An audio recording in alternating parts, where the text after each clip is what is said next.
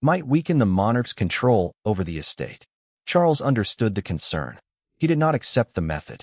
The king had final authority, but he relied on advisors to explain legal consequences, manage revisions, and ensure that every document matched what he had actually approved.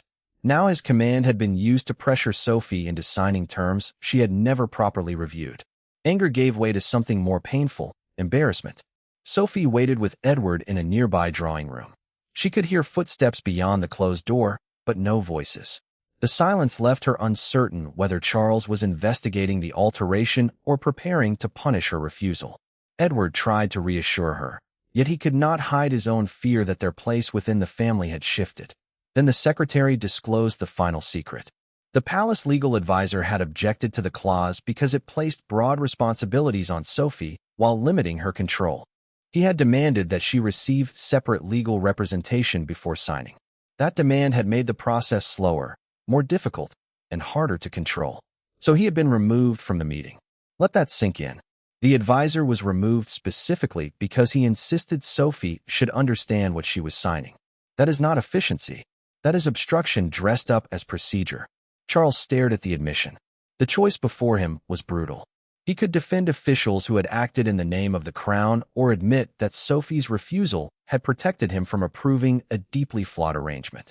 The king's fury had found a new target, but the unsigned document was already creating consequences neither he nor Sophie could contain. By the following morning, the estate was no longer preparing for celebration. Staff appointments were frozen. Invitations were withdrawn. A charitable launch scheduled for the following month vanished from the calendar. The unsigned document had become more than a family disagreement. It had stopped an entire royal operation. Yet the greatest damage was personal. Sophie returned home knowing she had protected herself, while fearing that Charles would remember only the moment she pushed his pen away. The palace formally paused the estate transfer until independent legal counsel could review the disputed clause. That meant no staff could be appointed, no spending could be approved, and no charitable program could move forward.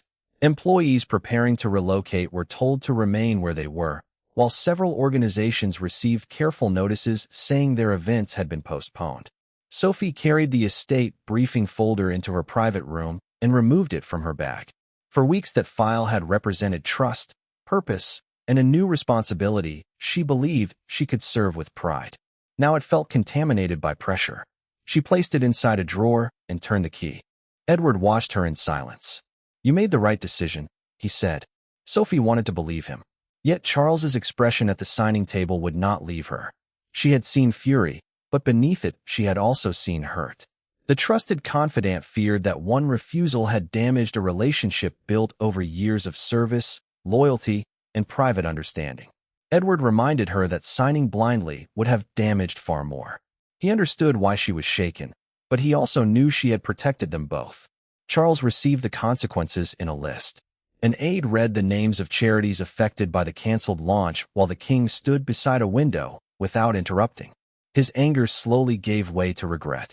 The monarch had wanted the estate to become a symbol of stability. Instead, it had become evidence of disorder inside his own household. Then an advisor suggested portraying Sophie as confused about procedure. Charles refused immediately. He knew that blaming her would deepen the injustice and force Edward to choose between defending his wife and protecting his place beside the crown. The king would not create that division merely to protect palace pride. Charles ordered a full legal audit, a formal review of every draft, email, handwritten instruction, and meeting record connected to the transfer. The results arrived later that day. One margin note stopped him cold. It instructed officials to secure Sophie's signature before separate legal representation could complicate completion. Charles read the sentence twice. Then he made an unexpected decision. He asked Sophie to meet him privately without Edward, lawyers, secretaries, or officials. For the first time since the signing collapsed, there would be no documents between them. Only Charles, Sophie, and the truth neither had been able to say. There were no aides outside the door and no folders waiting on the table. Charles had chosen a small private sitting room because he no longer wanted the conversation managed by officials. Sophie arrived expecting another demand. Instead, she found the king standing alone, holding the handwritten note that had encouraged staff to secure her signature before legal counsel intervened. His anger had not disappeared, but it had changed direction. What followed was not a royal command. It was a reckoning. Charles began without ceremony. He admitted that the final agreement had not contained the safeguards Sophie had originally been promised. Those protections mattered because they limited her financial exposure, secured independent advice, and prevented hidden responsibilities from being passed to Edward's family. The monarch explained that his true aim had been to preserve sovereign control, the crown's lasting authority over royal property, but the wording used by his officials had gone far beyond what he believed he had approved. The king placed the handwritten margin note on the table between them. "You were right not to sign," he said. Sophie did not answer immediately. The trusted confidant had imagined hearing those words. Yet their arrival brought no triumph. She told Charles that the altered document had frightened her, but his fury had wounded her more deeply. For years she had served with discretion and loyalty. His reaction made her feel that all of it could be erased the moment she refused one command. Charles lowered his eyes. He admitted that he had felt challenged before his household and embarrassed by losing control of the meeting. The king had mistaken resistance for disloyalty because anger was easier than asking why someone he trusted had refused him. Then he faced the harder truth. Sophie had protected him from approving an arrangement that could have harmed Edward, their children, and the estate itself. Her refusal had not weakened his authority. It had stopped that authority from being used carelessly. Charles apologized directly. He did not blame pressure, advisors, or confusion. The monarch said he was sorry for demanding obedience before giving her the respect of a full explanation. Sophie accepted the apology, but she set clear conditions. She would reconsider the estate role only if independent counsel returned. Every hidden schedule was disclosed, and both she and Edward received the right to reject future amendments. Nothing would be signed through trust alone again. Charles reached into his pocket and removed the silver pen from the first meeting. For a split second, Sophie thought he might offer it back. He did not. The king placed it aside and told her the next signature would happen only when she was ready. Their private reconciliation repaired the personal rupture. Yet outside that room, the palace still had to explain why the signing had failed and what consequences would follow for those who had manipulated it. The palace had hoped the suspended signing would remain an internal matter. It did not. By sunrise, one image had transformed the dispute into a national conversation. Sophie leaving Windsor with the unsigned blue folder held tightly against her chest, while Charles remained unseen behind the palace gates. The photograph carried no explanation, yet it seemed to capture everything: resistance, secrecy, and a family divided by a document. The monarchy now had to tell the world what had happened. Charles approved a brief palace statement confirming that the estate agreement had been postponed pending an independent legal review. That review meant outside advisors would examine the wording without pressure from the royal household. The statement did not blame Sophie, and that mattered. Any accusation against her would have deepened the family conflict and suggested the crown feared legal scrutiny. Royal correspondents immediately understood the scale of the moment. A senior family member had refused to approve a crown property agreement without proper safeguards. Crown property referred to an estate connected to the monarchy rather than an ordinary private home. So every clause carried financial, legal, and symbolic weight. The morning newspapers made the story impossible to contain. Sophie said no, stretched across the front page above the photograph of her leaving Windsor with the unsigned folder. A palace car waited behind the trusted confidant, but Charles remained hidden from view. The image made her appear isolated, determined, and burdened by a decision the public had only begun to understand. A broadcaster then stood outside Windsor Castle during a live report and placed enlarged copies of both agreements side by side. She traced the altered clause, explained how it expanded palace control, and asked why the legal advisor had been removed before the planned signing. Sophie watched the coverage beside Edward and grew visibly uncomfortable. Commentators called her a challenger to the king, as though she had attacked the monarchy itself. "You challenged the document," Edward told her, "not the crown." Sophie held on to those words, but the distinction was already disappearing beneath public drama. Charles felt the same frustration. Advisors urged him to issue a stronger denial and shut down claims of palace manipulation. The king refused. A forceful denial would conceal the legitimate reason the signing had stopped, and he would not protect authority by burying the truth. Crowds gathered near Windsor's public entrance. Several people carried handwritten signs praising Sophie for demanding legal transparency. Their support surprised the palace and made quiet accountability impossible. Then Charles authorized the final announcement. The senior property secretary who advanced the revised clause had been removed from the estate project pending a formal internal review. Public sympathy had moved toward Sophie. The king had accepted responsibility for the failed process. Only one act remained. The first meeting ended with a pen pushed away in anger. The final meeting would reveal whether the monarchy had truly learned why Sophie refused to touch it. Weeks later, the same room looked almost unchanged. The polished table remained. The silver pen had returned. But this time, every chair that mattered was occupied. Independent legal counsel sat beside Sophie. Edward had received the full agreement. Charles had personally approved each safeguard. The second signing was not a surrender by the king or a victory over him. It was proof that Sophie's refusal had forced the monarchy to choose between unquestioned obedience and responsible authority, and responsibility had prevailed. Charles opened the corrected document, but did not push it across the table. The revised agreement had removed the broad control clause, restored the promised legal protections, and clearly separated the duties belonging to Sophie and Edward from the areas retained by the sovereign. Those retained areas were the parts of the estate that remained under the monarch's direct authority without placing their costs or risks upon the couple. Independent advisors addressed every obligation in plain terms. They confirmed the maintenance expenses, financial exposure, staff responsibilities, access rules, charitable commitments, and succession terms. The conditions deciding how duties could pass to another family member in the future. Nothing remained hidden. Nothing depended upon blind trust. Charles waited. Sophie listened until her legal advisor finished speaking. The trusted confidant reviewed the final page, looked toward Edward, and gave one deliberate nod. Only then did the king move his hand away from the document. Sophie picked up the silver pen. This time she signed without hesitation. Charles watched quietly. He did not rush her, interrupt her, or treat consent as a ceremonial detail. The monarch now understood that his signature only carried legitimacy when the person giving it knew exactly what it required. Edward signed next. The prince then placed his hand briefly over Sophie's, acknowledging what her refusal had truly achieved. She had not endangered their place within the family. She had protected their future, their children, and the trust holding them together. Consequences followed. The official who tried to secure completion without legal scrutiny was permanently removed from royal property negotiations. Charles also approved a new review procedure requiring full disclosure and independent advice before future family estate agreements could be signed. The king later acknowledged in a documented private account that his first reaction had come from pride and pressure. Sophie's resistance, he accepted, had come from responsibility. By refusing him, she had served the crown. Sophie did not celebrate the confrontation. Her relief came from knowing loyalty no longer demanded silence, and that trust had been rebuilt through accountability.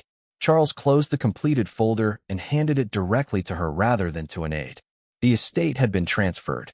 The family relationship had survived. Dignity had returned to both sides. Sophie's refusal did not weaken the crown. It prevented authority from becoming coercion. And in forcing the king to listen, she helped the monarchy emerge more disciplined, more accountable, and ultimately stronger. Sophie, Duchess of Edinburgh, glanced at the signature line. She noticed the empty chair where the independent legal advisor was meant to sit. Then she slowly slid the pen back toward King Charles. This was not a delay. It was not a polite request for more time. It was a clear refusal to sign. And that is what makes the moment so striking. Sophie was not someone who sought drama or attention. For decades, she had been the royal family's quiet problem solver. She showed up, did the work, and stayed out of the headlines. So when she closed the folder and said she would not sign without legal counsel present, everyone in the room knew something important had just come to light. The document lay open. The witnesses were already in place. Charles sat at the head of the table expecting a simple formality. Instead, he faced a confrontation that would reveal how decisions were really made behind palace walls. Before we look at what was hidden in that agreement and why the timing makes so little sense, make sure to subscribe to Crown Watch so you do not miss updates on the story. King Charles had brought household representatives into a private office at a Windsor estate. The goal was to finish what should have been a straightforward transfer. The estate agreement was meant to settle who would manage a protected crown property, who controlled it, who paid its costs, and who carried responsibility for its future. Sophie was expected to give the final signature, the last step in a process everyone thought was already settled. Charles slid the last page toward her and set a silver fountain pen beside her hand. She read the signature clause once, then again. The silence around the table must have felt heavy. Then she closed the folder and pushed the pen back to him. Every witness understood the meeting had just broken apart. Charles stared at her. He had expected questions, or maybe some nervous hesitation, but not a refusal. To him, the moment felt like a direct challenge given in front of his household. The monarch had already approved the ceremony, called the witnesses, and treated the transfer as finished. Her rejection threatened not only the agreement, but his command of the room itself. Sophie was not feeling defiant in that moment. She was feeling something closer to betrayal. Independent legal counsel, the separate advisor appointed to explain the obligations without serving the king's private interests, had been promised at this meeting. That was the agreement. Yet the advisor's chair stayed empty and no explanation was given. Nobody said he was running late or that he would join by phone. The chair was simply empty and everyone seemed ready to go ahead anyway. Then Sophie found the clause that changed everything. The final draft gave the monarch's private office wider power over how the estate could be used, who could enter it, which staff could stay, and how responsibility might pass to future heirs. Those terms had not been in the copy she had reviewed 2 days earlier. That is the detail that makes this more than a simple misunderstanding. We are not talking about a typing error or a small change in wording. We are talking about whole provisions that appeared between drafts. Provisions that shifted control and financial risk in ways that would bind her and Edward for years. Charles demanded to know who had encouraged her to resist him. That question shows exactly how he was seeing the situation. He did not ask what she had found or why she was worried. He immediately assumed someone had spoken to her and that she could not have reached this view on her own. Sophie met his anger without looking away. No one had told her what to do, she answered. No one needed to. Then she reached into her case and set the earlier draft beside the changed document. 2 versions, same agreement, different terms, sitting right there on the table. The refusal had stopped the signing, but the missing advisor and those altered pages were about to show why Sophie had walked into that room ready to stand against the king. And honestly, when you look at what was said against what actually happened, the whole picture falls apart in a way that raises much larger questions about who was really controlling that document. Sophie had spent years becoming one of the monarchy's safest pairs of hands. She understood duty, discretion, and the heavy cost of staying silent when unity required it. That is exactly why her refusal hit Charles so hard. This was not a habitual rebel looking for attention or someone who enjoyed creating friction. It was one of the family's most dependable figures deciding that obedience had reached its limit and that signing the document could harm not only her future, but Edward's as well. She had built her place inside the royal family through reliability, not rebellion. She attended difficult engagements, supported the king during uncertain times, and rarely let private discomfort become public tension. That history mattered because Charles could not dismiss her refusal as carelessness or a bad mood. When the trusted confidant pushed the pen away, everyone understood she had found something serious enough to risk years of goodwill. You do not throw away decades of being the reliable one over a small disagreement. Edward understood the danger before the meeting even started. In the corridor outside the estate office, Sophie opened the revised agreement and pointed to the changed clause. The document would bind them to long-term maintenance costs, control of charitable access, responsibility for household appointments, and rules about who might inherit future duties.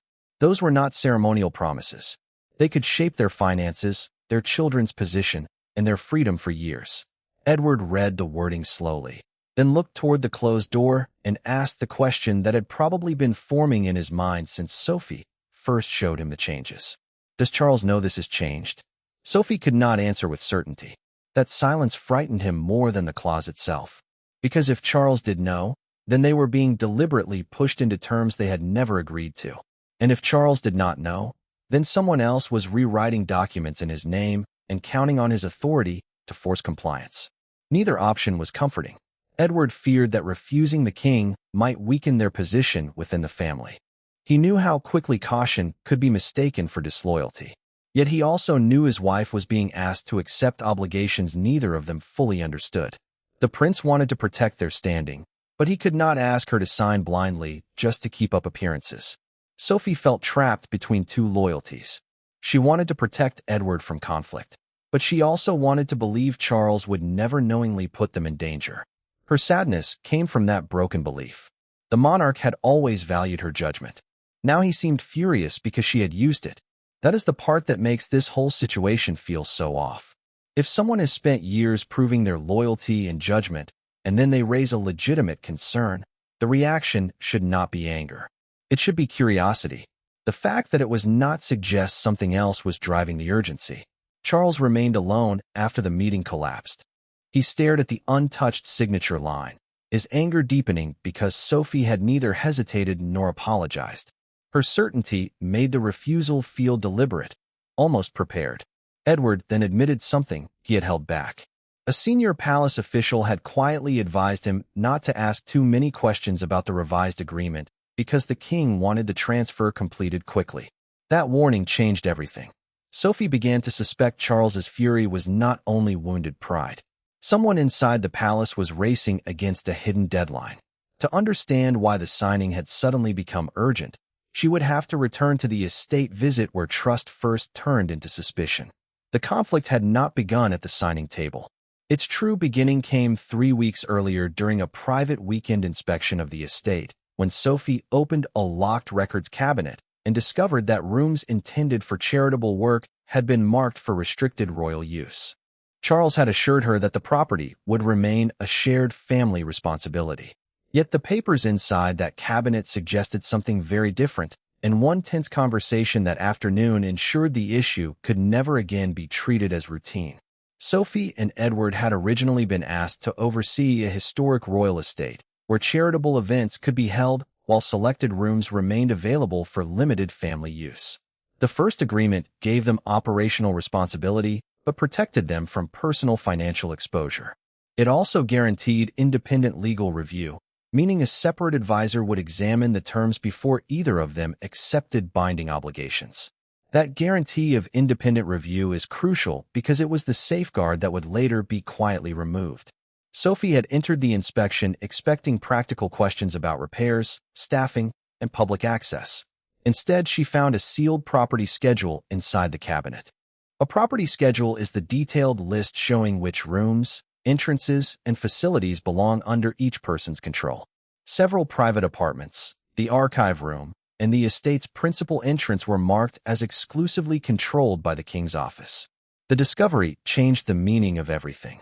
Sophie carried the schedule into the library and placed it before Charles. No aide stood between them. No secretary could soften the question. She asked why she and Edward were expected to accept responsibility for the entire property when they would have no authority over some of its most important spaces. That is a completely reasonable question. If you are being asked to manage and pay for something, you should probably have access to all of it. Charles read the page without visible surprise. He said certain areas had to remain under sovereign control, the monarch's direct authority over royal property, and warned her not to turn a practical arrangement into a test of trust. The king believed the restriction protected the crown. She heard something far more painful. Accept the burden, but do not question the power behind it. Sophie tried once more. She told him trust could not require her to sign first and discover the consequences later. Charles ended the conversation by closing the folder. That gesture became the point of no return. Later that evening, the palace legal advisor contacted Sophie through a documented private message. He confirmed that the restricted room schedule had not been attached to the version originally submitted for review. The warning proved the change was not minor. It altered who carried responsibility and who retained control.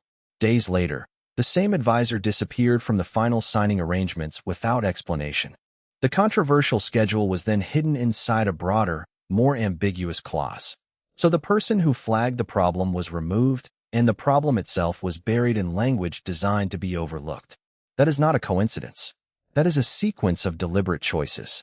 Sophie entered the meeting knowing exactly what had changed. Charles did not know she carried both drafts and the advisor's written warning. When those versions were finally placed side by side, politeness would collapse, and the king would have to confront her face to face. Charles expected resistance to soften once the room had emptied. Instead, Sophie became firmer. Behind closed doors, the king demanded that she return to the table and complete the agreement before the delay reached the wider household. She did not raise her voice. She did something more dangerous. She opened both drafts, pointed to the altered clause, and asked him to explain the difference. In that instant, royal fury met a form of resolve it could not simply command away. Charles dismissed the waiting officials and ordered Sophie to remain behind. Edward stayed outside, close enough to understand that the conversation had become deeply personal, but too far away to protect either of them from what came next. The monarch knew every delay threatened estate planning, staff appointments, scheduled charitable programs, and his wider property strategy. To him, one unsigned page could throw months of preparation into disorder. The king stood beside the table and told her to reopen the folder. Sophie remained seated. She placed the earlier agreement next to the final version and circled the new control clause with her finger. The difference was no longer hidden inside careful wording. It sat between them in black ink. Charles accused her of humiliating him before his household. He said she could have raised her concerns privately instead of refusing at the moment of signature. The anger in his voice carried more than authority. It carried injury. Sophie answered without retreating. Humiliation had never been her purpose, she said. But loyalty and family affection could not replace legal protection. The trusted confidant reminded him that the estate agreement would bind her and Edward for years. She could not accept obligations simply because refusing them made the room uncomfortable. Charles then asked the question she had feared. Does Edward support this? Sophie refused to let her husband become leverage.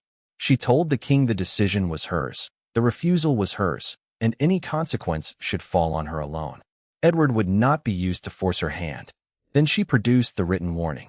Sophie explained that the missing legal advisor had contacted her through a documented private message and instructed her not to sign any revised agreement without independent counsel present.